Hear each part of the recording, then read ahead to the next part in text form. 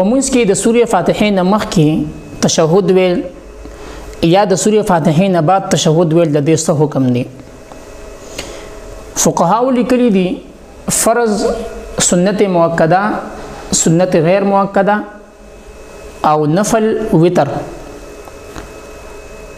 د دې ټولو په لومړني رکعت کې د سورې فاتحې نه مخکې کوچا تشهود وي نو په هغه به د سهو نه واجبېږي. التحیات لله والصلوات والطیبات دا ټول وي نو د سهو به نه واجبېږي.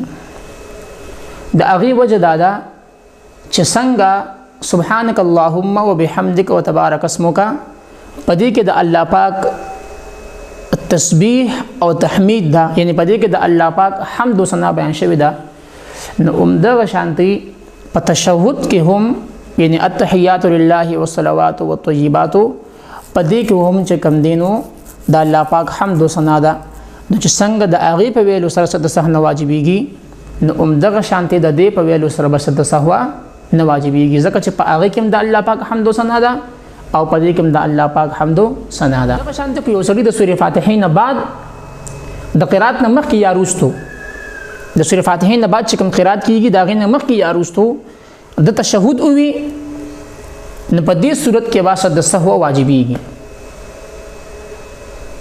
په دومره مقدار سره ووي چې هغه د یو رکن په مقدار باندې برابر وي. صحیح شو؟ د یو رکن مقدار موږ عموما وایو چې 3 پیرې سبحان الله، سبحان ربي الاعلى، سبحان ربي الاعلى، سبحان ربي الاعلى، یا سبحان الله، سبحان الله، سبحان الله. نو په دې باندې تقریبا چې 3 یا 4 سکند لګي. نو په دومره مقدار باندې د التحیات وي چې هغه د یو رکن په مقدار باندې برابر وي نو بیا به د سهو واجبېږي.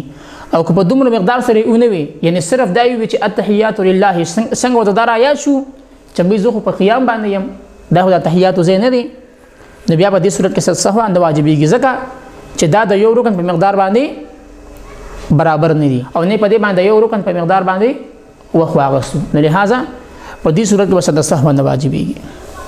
نو دا حکم به د فرض 2 رکعت، د نفلو 2 او 3 رکعت، د سنت مؤکده د ټولو رکعتونو او دغه شانتي د وتر ټولو رکعتونو ته به شامل وي. که سره د سورې فاتحې نه بعد تشهود وي نو هغې کې به دغه احکامات وي دا کوم چې مونږ ووي. که یو سړی د فرضو په 3 رکعت یا په 4 رکعت کې تشهود وي یا سبحانك اللهم وي نو په دې صورت کې به د سهو نه واجبېږي. د هغې وجه دا ده چې په دې کې قرات کول دا سنت دي، نو لهذا د فرض په 3 او په 4 رکعت کې به تشهود په ویلو باندې د سهو نه واجبېږي.